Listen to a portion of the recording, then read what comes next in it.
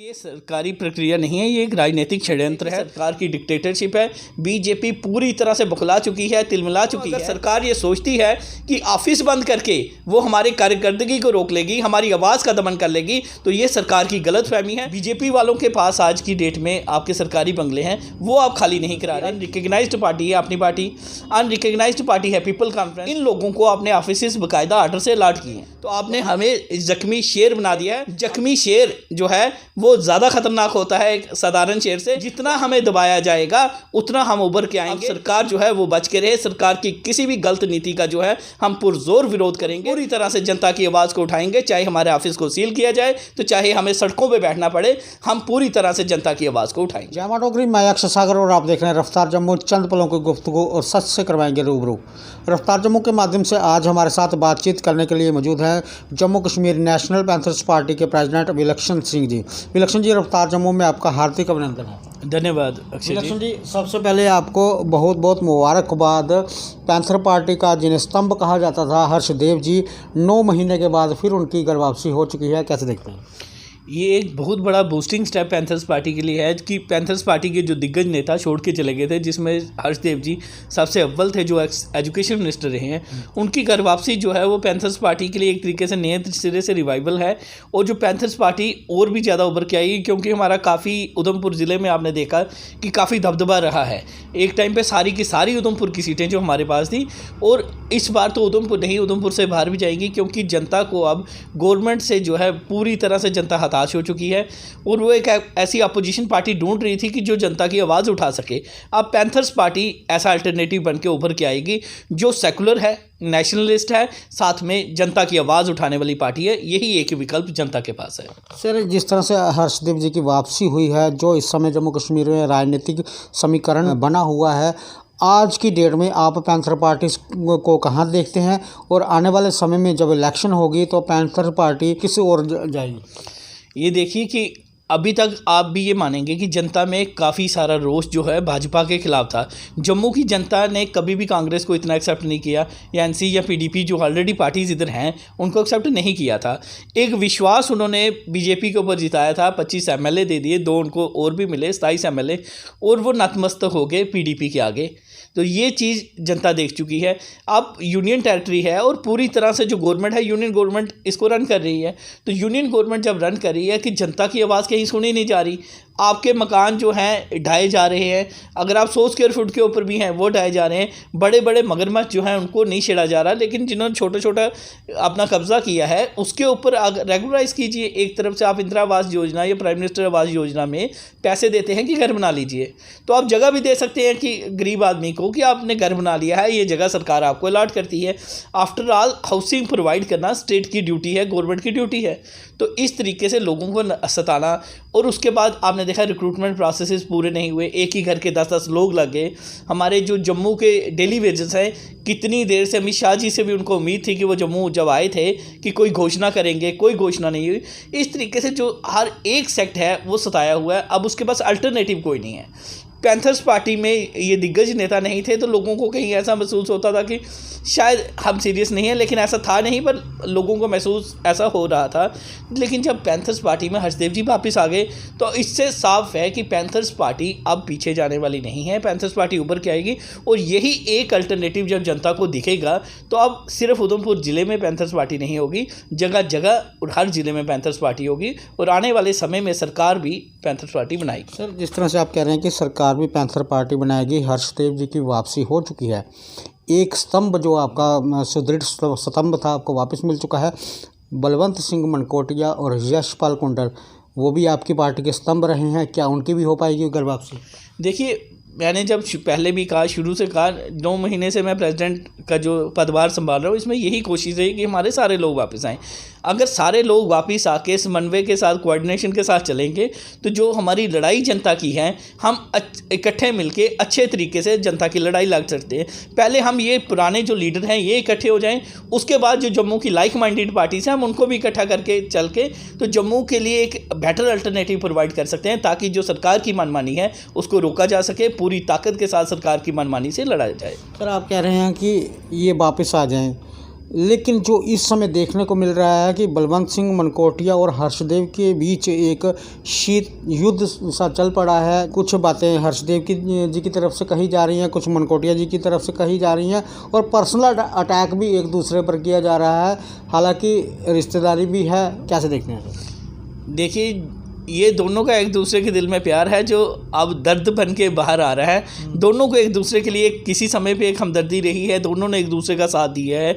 दोनों साथी जो हैं, कहते हैं जब जो सबसे अच्छे दोस्त होते हैं वही सबसे अच्छे दुश्मन होते हैं। कुछ इस तरीके का इनके बीच में हो गया, जो नेगेटिविटीज़ जो इनके बीच में गलतफहमियाँ हैं वो दूर करने की ज़रूरत है, ताकि ये दोनों लीडर जो जम्मू के अच्छे लीडर्स हैं ये एक मंच पर आके जनता की आवाज़ को इस तरह से आप कह रहे हैं, तो फिर भरत मिलाप करवा दीजिए, किसका इंतजार हो रहा है? देखिए, भरत मिलाप में समय तो लगता है। अब जैसे कि आपने देखा कि एक वापसी जो लोग उम्मीद नहीं कर रहे थे कि आम आदमी पार्टी जो एक नेशनल लेवल की पार्टी बनने जा रही है उसको छोड़ के हर्ष जी वापस आएंगे, तो हमारी तो कोशिश रहेगी जो पूरा पैंथर परिवार है, पूरे का पूरा पैंथर परिवार फिर से इकट्ठा हो और जो भीम सिंह जी की आत्मा को वो शांति मिले, वो ये देख सकें कि जिस परिवार को उन्होंने इकट्ठा किया था वो फिर से एक बार इकट्ठा हो गया। हमारी तो कोशिश ये रहेगी उनकी बरसी होने से पहले, ये आह्वान भी है मेरा सभी पैंथर से कि भीम सिंह जी की बरसी होने से पहले हम सभी इकट्ठे हो जाएं और एक ही मंच पे भीम सिंह जी की जो बताई गई राह है उस पे हम चले और जो जम्मू की आवाज़ उठाएं। इस माध्यम से मैं यही कहूँगा कि भीम सिंह जी की आत्मा को अगर आप असल में चाहते हैं शांति मिले, तो आपको पैंथर्स पार्टी में, जो पैंथर्स पार्टी के खासकर लीडर गए हुए हैं उनको वापस आएंगे, तभी वो सच्ची श्रद्धांजलि भीम सिंह जी को दे सकते हैं। हर्षदेव जी की अगर हम बात करें, ज़्यादातर नेता लोग क्या करते हैं, जब भी कहीं निकलते हैं काफ़ी ज़्यादा लोग उन्हें आसपास चाहिए, लेकिन हर्षदेव जी जब भी जनता की कोई बात रखनी हो वो किसी का इंतज़ार नहीं करते कि कोई साथ में है या नहीं है, वो अकेले भी चल पड़ते हैं। जिस तरह पिछले दिनों हमने देखा कि वो राजभवन के बाहर जाकर बैठ गए।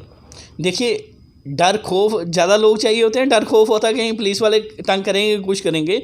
हर्षदेव जी एक पर्सनैलिटी हैं और जिनके ऊपर कोई दाग नहीं है, तो आज की डेट में एडमिनिस्ट्रेशन भी उनसे जो है गलत कोई भी कार्य करने से डरती है। वो अकेले ही काफ़ी हैं एडमिनिस्ट्रेशन से लड़ने के लिए, इसलिए उनको कोई डर नहीं है। सच्चाई जो इसके अंदर हो उसको डरने की कोई ज़रूरत नहीं, वो अकेला भी काफ़ी है सरकार के लिए। अब हम बात करते हैं बलवंत सिंह मनकोटिया जी की। काफ़ी समय उन्होंने पैंथर पार्टी में निकाला, लेकिन जो युद्ध चल रहा है बलवंत सिंह मनकोटिया और हर्षदेव जी के बीच में, उसी बीच एक बात ये सुनने को मिली कि बलवंत सिंह मनकोटिया जी कहते हैं कि पैंथर पार्टी ब्लैकमेलरों की पार्टी है।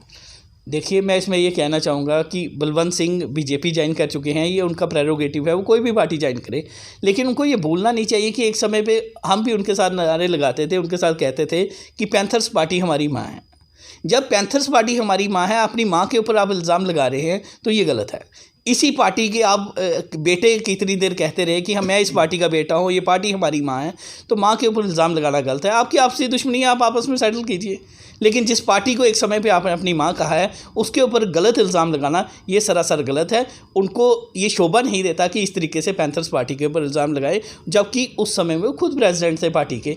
जब पार्टी के प्रेसिडेंट खुद थे, अगर गलत था तो आपको रिपोर्ट करनी चाहिए थी, आपको पुलिस में देना चाहिए था, तो आप क्यों उस समय बाहर नहीं निकले? आज आपने बीजेपी ज्वाइन कर ली, तो आज की डेट में अपनी उस पार्टी को जिसको आप माँ का दर्जा देते थे उसको गालियाँ निकालना सरासर गलत है। विलक्षण जी, अब एक सवाल ये कि पैंथर पार्टी से निकले हर्षदेव जी, आम आदमी पार्टी में चले गए, 9 महीने के बाद उन्होंने वापसी कर ली, पैंथर पार्टी में वापस आ चुके हैं। जो 22 तारीख को आपने उनकी फिर से ज्वाइनिंग करवानी थी, लेकिन आज 20 फरवरी 2023 को जम्मू में जो पैंथर्स पार्टी का दफ्तर था उसे सील कर दिया गया। क्या लगता है, सरकारी प्रक्रिया है या राजनीतिक षड्यंत्र है? देखिए, ये सरकारी प्रक्रिया नहीं है, ये एक राजनीतिक षड्यंत्र है, क्योंकि सरकारी प्रक्रिया होती है, प्रक्रिया को फॉलो किया, प्रोसीजर फॉलो किया जाता है। सरकारी प्रक्रिया में प्रोसीजर ये कहता है कि जब आपको किसी अनऑथोराइज्ड ऑक्यूपेंट को भी, या कोई भी ऑक्यूपेंट है जिसका एंटाइटलमेंट नहीं बनती, उसको हटाना है तो आपको नोटिस देना है। आपको उस व्यक्ति को नोटिस देना है कि इतनी देर के अंदर अंदर ये प्रीमिसेस खाली कीजिए, अपना सामान निकाल लीजिए, अदरवाइज़ इस पीरियड के बाद हम इस जगह को ऑक्यूपाई कर लेंगे, इस जगह को सील कर लेंगे। लेकिन बिना किसी नोटिस दिए देना, ये साफ साफ दिखाता है कि सरकार की डिक्टेटरशिप है। बीजेपी पूरी तरह से बौखला चुकी है, तिलमिला चुकी है कि पैंथर्स पार्टी जो है फिर से रिवाइव करे करेगी तो इनकी सीटें कम हो जाएंगी और एक जेन्युइन अपोजिशन जो है जनता को मिल जाएगी और जनता जो है पूरी तरीके से रुख जो है पैंथर्स की तरफ कर सकती है। जितने 20-25 एमएलए ये जीत के लाए हैं ये सारे के सारे पैंथर्स में कन्वर्ट हो सकते हैं। जब ऐसा डर बीजेपी को सताने लगा तो छोटी सी हरकत पे, ओछी हरकत पे उतर आई। उन्होंने बिना किसी प्रोसीजर को फॉलो किए, बिना कोई नोटिस दिए, बिना किसी इंटीमेशन के ऑफिस को सील कर दिया। अब मैं आपको बताना चाहूँगा कि माला जी भी उसी प्रीमिसेस में रहती थी पहले, थोड़े दिन से वो अपनी भतीजी के घर में रह रही हैं, लेकिन बाई चांस वो अंदर होती तो वो अंदर ही सील हो गई थी। अब उनकी दवाइयों की प्रिस्क्रिप्शन जो है, जो दिल्ली से इलाज कराया, वो अंदर है, वो उसको ले नहीं सकती। आज की डेट में वो दवाइयाँ नहीं खा सकती। मतलब इतना इनह्यूमन एक्ट। अगर आपको कुछ भी करना है, सील करना है, आप कीजिए आप, लेकिन लॉ को फॉलो करके, प्रोसीजर को फॉलो करके। अगर आप प्रोसीजर फॉलो करते हैं तो हमें कोई इतराज़ नहीं। आपने जब बीजेपी वालों के पास आज की डेट में आपके सरकारी बंगले हैं वो आप खाली नहीं करा रहे। हमने ये कहा कि अनरिकग्नाइज्ड पार्टी है अपनी पार्टी, अनरिकग्नाइज्ड पार्टी है पीपल कॉन्फ्रेंस, इन लोगों को अपने ऑफिस बाकायदा आर्डर से अलॉट किए हैं। तो हमने भी एक इनके एप्लीकेशन लगाई थी कि पैंथर्स पार्टी को भी फॉर्मली एक जो है ऑफिस अलॉट किया जाए, जिस तरीके से आपने इन पार्टीज़ को किया है। पैंथर्स पार्टी तो रिकग्नाइज्ड पार्टी है, लेकिन क्योंकि इनको दबाना है हम पैंथर्स पार्टी को उभरता हुआ नहीं देख सकते। इन्होंने जो अपनी BC टीम है, BC टीम को अनरिकग्नाइज्ड होने के बावजूद भी ऑफिस अलॉट की हैं गांधीनगर में और श्रीनगर में भी। लेकिन पैंथर्स पार्टी को जो ऑफिस जहां हम रन भी कर रहे थे उसको भी बिना किसी प्रोसीजर को फॉलो सील कर दिया गया। मैं ये सरकार को कह देना चाहता हूं, अगर सरकार ये सोचती है कि ऑफिस बंद करके वो हमारी कार्यकर्दगी को रोक लेगी, हमारी आवाज़ का दमन कर लेगी, तो ये सरकार की गलतफहमी है। जितना हमें दबाया जाएगा उतना हम उभर के आएंगे। जख्मी शेर जो है वो ज़्यादा ख़तरनाक होता है एक साधारण शेर से, तो आपने हमें जख्मी शेर बना दिया है। अब बच के रहना सरकार की जिम्मेवारी है। अब सरकार जो है वो बच के रहे। सरकार की किसी भी गलत नीति का जो है हम पुरजोर विरोध करेंगे और पूरी तरह से जनता की आवाज़ को उठाएंगे। चाहे हमारे ऑफिस को सील किया जाए तो चाहे हमें सड़कों पे बैठना पड़े, हम पूरी तरह से जनता की आवाज़ को उठाएंगे। डोगरा स्वाभिमान संगठन के संस्थापक चौधरी लाल सिंह हर्षदेव सिंह जी से मिले, लेकिन हर्षदेव सिंह जी ने आम आदमी पार्टी ज्वाइन कर ली। देवेंद्र राणा से मिले, उन्होंने बीजेपी ज्वाइन कर ली।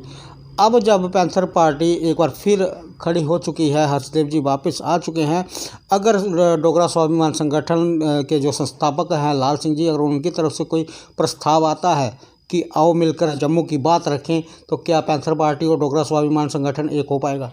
देखिए, ये वर्किंग कमेटी इसमें डिसाइड करेगी, लेकिन जो मेरा अपना इंडिविजुअली मानना है कि जम्मू की जितनी भी फोर्सेस हैं उनको साथ मिलकर काम करना चाहिए। अगर अलग अलग मंच से अगर हम अलग अलग बातें करते रहेंगे और हमारी आपस में ही यूनिटी नहीं होगी, तो यूनिटी न होने का फ़ायदा जो सरकार उठाएगी और जिससे जनता का नुकसान होगा। जितनी भी लाइक माइंडेड पार्टीज़ हैं जो जम्मू की आवाज़ उठाना चाहती है, सबको मिलकर, पैंथर्स हो चाहे डोगरा स्वाभिमान संगठन हो, मिलकर बैठ के ज़रूर बात करनी चाहिए, किसी कंसेंसस पे पहुंचना चाहिए और कंसेंसस बनाने की कोशिश करनी चाहिए, ताकि हम जो हैं पुरजोर तरीके से जो है विरोध कर सकें सरकार की गलत नीतियों का। और सरकार जो डिक्टेटर बनती जा रही है, किसी भी कानून को मान नहीं रही, कानून की धज्जियां उड़ा रही हैं, सरकार के ऐसे कार्य करने से रोका जाए। ठीक है, विलक्षण जी, बात करने के लिए बहुत बहुत धन्यवाद। Jammu Kashmir national panthers party के प्रेसिडेंट विलक्षण सिंह, आज आपने देखा कि इनके स्वभाव में एक अंतर सा आ चुका है, क्योंकि जो पैंथर्स पार्टी के एक स्तंभ हर्षदेव सिंह जी ने वापसी कर ली है घर में, और आज के दिन इनका जो ऑफिस है जम्मू में पैंथर्स पार्टी का, उसे भी सील कर दिया गया। और इन्होंने साफ सरकार को जता दिया है कि आपने हमें घायल कर दिया है, और घायल शेर जो होता है वो किसी की नहीं सुनता। अब देखना आपको ये है कि पहले कारण बताएं कि सील क्यों किया गया, और वो पार्टियां जिन्होंने आज तक कोई इलेक्शन नहीं लड़ी उनको आपने बड़े ही इज्जत मान के साथ ऑफिस दे रखा है, तो पैंथर्स पार्टी का ऑफिस क्यों सील किया गया। और दूसरी बात इन्होंने ये कही कि जम्मू की जितनी पार्टीज़ हैं सभी को मिलकर जम्मू की बात रखनी चाहिए, ताकि केंद्र में बैठी जो सरकार है उसे भी पता चल सके कि आज भी जम्मू के अंदर कुछ ऐसे दल हैं, राजनीतिक दल हैं जो जम्मू की बात रखते हैं।